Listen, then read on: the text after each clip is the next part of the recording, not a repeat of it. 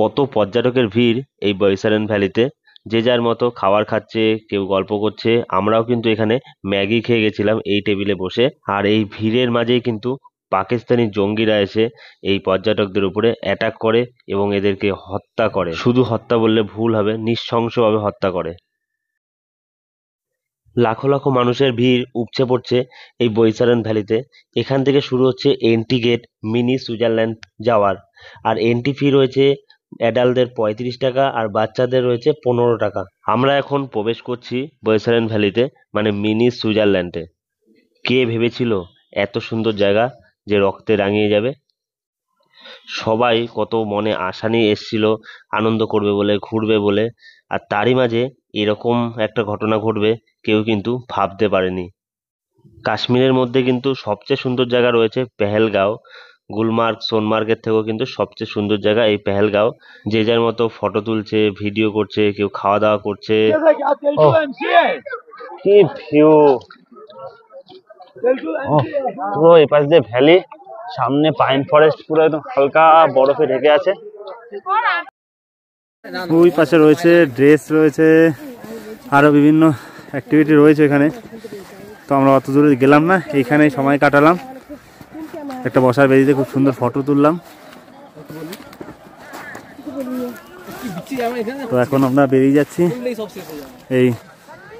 এখন এই মিনি সুইজারল্যান্ডে বসে আছি, এই বেদিতে একা একা সময় কাটাচ্ছি। সত্যি অসাধারণ জায়গা। এখানে স্পিচলেস, আমি কিছু বলেই বোঝাতে পারবো না।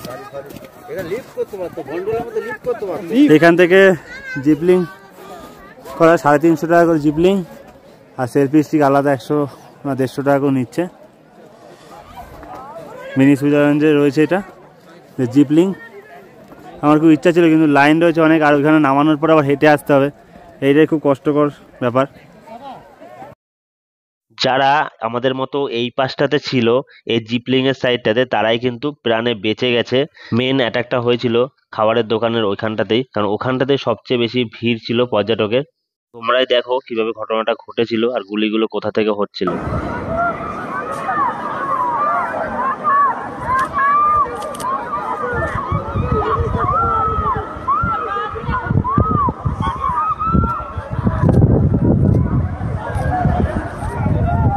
उमर उमर ओ ताजुल दे यार, उमरा चलना यार।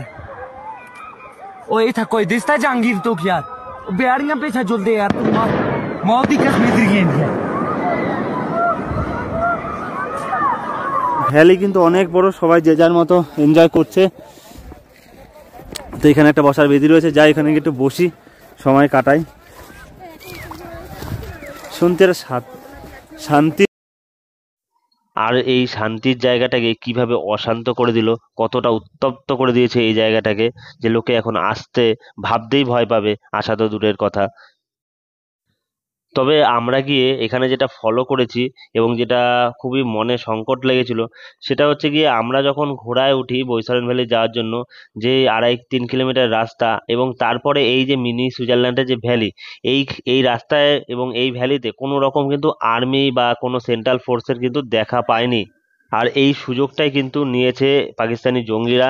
দেখেছে এইখানে এত পর্যটক আসছে এবং এইখানে কোনো রকম সিকিউরিটি নেই, আর সেই সুযোগেই কিন্তু তারা এই ঘটনাটা ঘটাতে পেরেছে। কাশ্মীরের রাস্তায় কিন্তু তোমরা প্রচুর সিকিউরিটি দেখতে পাবে এবং আর্মিরা, ডিফেন্সের গাড়ি সবসময় ঘুরে বেড়াচ্ছে, টহল দিচ্ছে। কিন্তু এই যে ভ্যালিটা, বৈশারেন ভ্যালি, এইখানে কিন্তু কোনো রকম তোমরা সিকিউরিটি বা সেন্ট্রাল ফোর্স কিছুই দেখতে পাবে না। এত বড় রাস্তা আমরা আসলাম, প্রায় 2.5-3 কিলোমিটার রাস্তা, গা শুনশান করবে তোমাদের, যে একদম নিস্তব্ধ, শুধুমাত্র পর্যটকরাই যাতায়াত করছে ওখান থেকে, আদার্স কিন্তু কোনো লোক যাতায়াত করে না। এই গেটের সামনেই কিন্তু লাশগুলো পড়েছিল এবং যাদের গোপন অঙ্গ দেখে তারপরেই গুলি করেছিল। কতটা নৃশংসভাবে হত্যা করেছে ভাবলেই গা শিউরে উঠছে। তারা দিচ্ছে আমাদেরকে।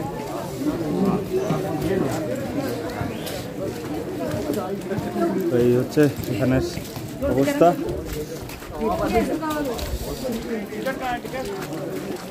বেরিয়ে যাচ্ছি মিনি সুইজারল্যান্ড থেকে। এবার আমাদের আছে বেতার ভ্যালি যাওয়ার ইচ্ছা, দেখা যাক সময় হয় নাকি, কতটা সময় লাগে। বৈশারেন ভ্যালি যাওয়ার যে পথ, সেই রাস্তাটা তোমাদের সাথে শেয়ার করছি। এই রাস্তা দিয়ে আমরা ঘোড়ায় চেপে উঠেছিলাম বৈশালন ভ্যালি, মানে মিনি সুইজারল্যান্ডে। রাস্তার আশেপাশের ভিউ খুবই সুন্দর, দেখে ভালো লাগবে, কিন্তু রাস্তাটা তোমরাই দেখো, কাদা পাথরে পুরোপুরি জমে আছে। এমনি মানুষের ঘোড়ায় চাপলে ভয় লাগে, তারপরে যদি এরকম এবড়ো খেবড়ো পাথরের রাস্তা হয় তাহলে কিন্তু আরো টালমেটাল হয়ে পড়ে ঘোড়ার হাঁটা চলা। এবং যারা ঘোড়া চাপতে ভয় পায় তাদের তো খুবই অসুবিধা। অনেকেই আমাদের মধ্যে চিল্লাচ্ছিল, এই আমাদের আন্টি খুব চিল্লাচ্ছিল ঘোড়ায় চেপে পড়ে। আর তোমাদের যেটা বলেছিলাম, যে এই রাস্তায় তোমরা কিন্তু কোনো সিকিউরিটি ফোর্স দেখতে পাবে না, না আর্মি, না সেন্ট্রাল ফোর্স, সিআরপিএফ, কিছুই কিন্তু এই রাস্তাতে নেই। তো এটা কিন্তু এই অ্যাটাক হওয়ার পিছনে একটা মেন কারণ হতে পারে। শুধু যে এই রাস্তায় নেই তা না, ওইখানে যাওয়ার পরে ভ্যালিতে, বৈশান ভ্যালি যাওয়ার পরেও কিন্তু তোমরা উপরে কোনো রকম সিকিউরিটি ফোর্স দেখতে পাবে না, না সিআরপিএফ, না আর্মি, কিছুই তোমরা দেখতে পাবে না। তো এটা কিন্তু একটা মুখ্যম কারণ এই অ্যাটাক হওয়ার পিছনে। কারণ এইখানে আর্মিতে সিকিউরিটি রয়েছে, সেটা রাস্তাতে প্রচুর সিকিউরিটি তোমরা দেখতে পাবে, খুব কড়াকড়ি, কিন্তু এই জায়গাটাতে কেন দিল না একটা সিকিউরিটি ফোর্স? কারণ এইখানে এত ট্যুরিস্ট যাতায়াত করছে, এর পিছনে জানি না কি কারণ রয়েছে না দেওয়ার পিছনে। আমরা সবাই এখানে কিন্তু এনজয় করতে আসি, মাইন্ড রিল্যাক্স করতে আসি, যে কাজের ব্যস্ততার চাপে যে আমরা প্রেশারে থাকি সেখান থেকে কিন্তু মুক্তি পেতেই আমরা এরকম জায়গাতে ঘুরতে আসি। আর বিশেষ করে এই কাশ্মীর, মানে ভূস্বর্গে আমরা এসে এনজয় করতে, সেখানে এসে পরে যদি এরকম আতঙ্ক নিয়ে ফিরতে হয়, এবং যাদের পরিবারের মানুষ এক্সপায়ার করেছে তাদের যে কি অবস্থা সেটা ভাবলে শিউরে উঠছে। তোমাদের সাথে এই রাস্তার র ফুটেজ শেয়ার করছি, তোমরা দেখো। জোর করে উঠালাম, এই দেখো।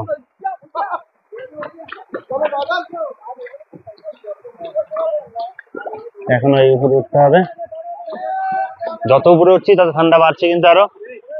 আর এই বরফ গোলা জল অনবরত বয়ে চলেছে উপর থেকে। আগে ঝুঁকাও, আগে বডি সামনের দিকে না, বডি বডি বডি সামনের দিকে। হ্যাঁ,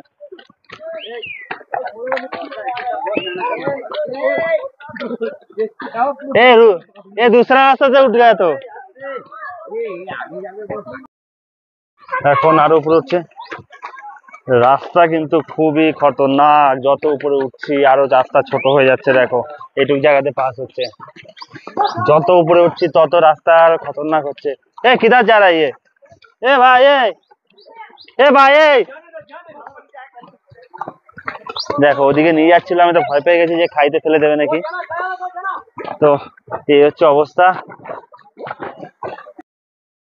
তো এরকম ন্যারো রাস্তা, সেই রাস্তা দিয়ে আমাদের যেতে হচ্ছে। হ্যাঁ হ্যাঁ হ্যাঁ, বডি ওয়েট আগে রাখতে বলছে।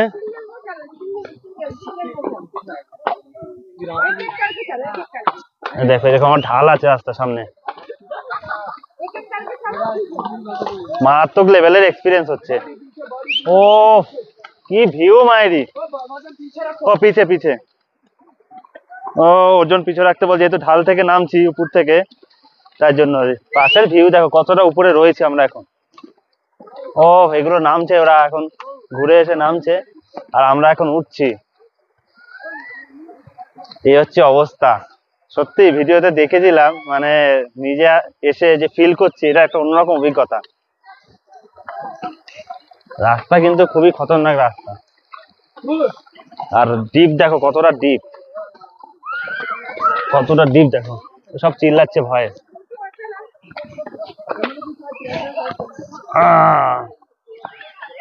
যারা ভয় পায় তাদের কিন্তু খুব অসুবিধা, কারণ এমনি নর্মাল রাস্তায় ঘোরাচড়া তাই অনেকের অসুবিধা হয়, আর এরকম পাথরের রাস্তায়, তার উপরে কোনো জায়গায় ঢাল, কোনো জায়গায় উঁচু, কোনো জায়গায় নিচু, এরকম রাস্তাতে যাওয়া মানে বিরাট ব্যাপার কিন্তু একটা। এই পিছনের ঘোড়া এসে ধাক্কা দিয়ে দিচ্ছে। দেখো কতটা উপরে রয়েছে, আমরা এখন ওই নিচ থেকে ঘোড়া নিয়ে উপরে আসলাম। দেখো এইটুখানি রাস্তাতে দুটো ঘোড়া পাস করবে, মানে এরা নিজেদের ঘোড়াদের সামলাতে পারে না, এরা চলে আসে। দেখো এই পাশে খাই রয়েছে, যদি একটু ডিসব্যালেন্স হয় তো পড়ে যাবো আমরা। এ ভাই, এ ভাই ভিডিওতে সাক্ষী থাকবে, মরে যাবো হয়তো আজকে। আজকে আমার শেষ দিন হয়তো, এই ভিডিও সাক্ষী থাকবে। বাপরে, এ ভাই তুই নিচে নাম।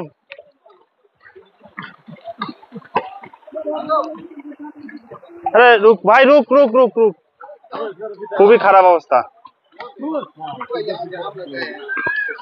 বাবা রে, একদম ধাদ্দে ধাদ্দে যাচ্ছে, বিরাট ভয় লাগছে, বিরাট ভয় লাগছে। এবারে এতক্ষণ ঠিক ছিল, মানে এতটা খাই, এই দেখো এই পাশে খাই, একদম ধাদ্দে ধাদ্দে যাচ্ছে ঘোড়া, আর এই পাশে রয়েছে ঘোড়া, মানে এত ন্যারো রাস্তা, এখান থেকে যাওয়া মানে খুব। ये कश्मीर वैली है तो दूर से दिखा तो नहीं जाएंगे, दूर से देख के इसको, वो उधर उधर ये सभी तो एक ही जैसा है, कश्मीर वैली बोल रहे हैं तो এটা বলছে কাশ্মীর ভ্যালি, মানে ভিউ পয়েন্টের মধ্যে একটা পয়েন্ট হয়ে গেল। তো এরকম দূর থেকে দেখে বলে দিল এটা কাশ্মীর ভ্যালি। এই পেহেলগাঁওতেই কিন্তু রয়েছে অমরনাথ যাত্রার বেস ক্যাম্প, আর 2 মাস বাকি অমরনাথ যাত্রার। তোড়জোড় কাজ চলছে বেস ক্যাম্পের। যেখানে দাঁড়িয়ে রয়েছি এটা হচ্ছে কিন্তু বেস ক্যাম্প, যে দেখালাম একদম ওইখান থেকে লাইন দিয়ে এসে এই যে টিনের শেড করা রয়েছে, এইটাই কিন্তু বেস ক্যাম্প। এখানে হচ্ছে জুন জুলাই মাসে শুরু হবে, মে জুন থেকে শুরু হবে হচ্ছে অমরনাথ যাত্রা, তার বেস ক্যাম্প। আর মাত্র 2 মাস বাকি অমরনাথ যাত্রার, তার আগেই আতঙ্কবাদীরা এরকম একটা ঘটনা ঘটালো। তো এটা কিন্তু একটা অন্যরকম সংকেত দিচ্ছে, যারা এবছর অমরনাথ যাত্রা করছো তারা কিন্তু খুবই সাবধান এবং কেয়ারফুলি ভাবে যাত্রা করবেন। কারণ 22 তারিখে যেই ঘটনা ঘটেছে সেটা কিন্তু সারা ভারতবর্ষের বুকে একটা আতঙ্ক তৈরি করে দিয়েছে। দেখুন একটা ফুটেজ আপনাদের দেখাই, যে ভয় পাচ্ছে, অলরেডি আর্মিরা চলে এসে তাও ভয় পাচ্ছে, মনে করছে যে এরাই মনে হয় আতঙ্কবাদী। দেখুন একবার ভিডিওটা। क्या ब्लड कहीं लगा है? चोट क्या बेटा? अच्छा ठीक ठीक बैठो, मैं पट्टी करता हूँ आपको। अरे नहीं नहीं नहीं नहीं, हम लोग, अरे हम लोग फौज हैं, हम लोग, बैठो बैठो, हम लोग फौज हैं, बैठो बैठो चलो। अरे कुछ, अरे हम लोग फौजी हैं, कुछ नहीं करेंगे, आपकी सेफ्टी के लिए आए हैं, आओ, आपकी सेफ्टी के लिए आए हैं, बैठो बैठो बैठो बैठो, आपकी सेफ्टी के लिए आए हैं, हम इंडियन आर्मी हैं, बैठो। ये इंडियन आर्मी, आप टेंशन मत। आप लोग कहाँ से आए हो, कहाँ से आए आप लोग? हैं आपके बच्चे कुछ नहीं करेंगे, थोड़ा बताइए। हुआ पति को मार दिया? नहीं नहीं बेटा शांत रहो, लो। এই ছবিতে যে দেখতে পাচ্ছেন স্বামী স্ত্রী, স্বামী শুয়ে আছে আর পাশে স্ত্রী বসে আছে। তার স্বামী ছিল ইন্ডিয়ান নেভির অফিসার। তার স্বামীকে গুলি করার আগে শুধু মনে হয়েছিল যে হিন্দু নয়, তাই বলেই কিন্তু টিকারটা দাবিয়ে দিয়েছিল। একদমই নবদম্পতি, 15 দিন হয়েছিল তাদের বিয়ের। আমি ট্রাভেলিং করি, বিভিন্ন জায়গায় ঘুরে বেড়াই, সব জায়গার আপডেট পেতে আমার চ্যানেলটাকে সাবস্ক্রাইব করুন। দেখা হচ্ছে অন্য কোনো ডেস্টিনেশনে।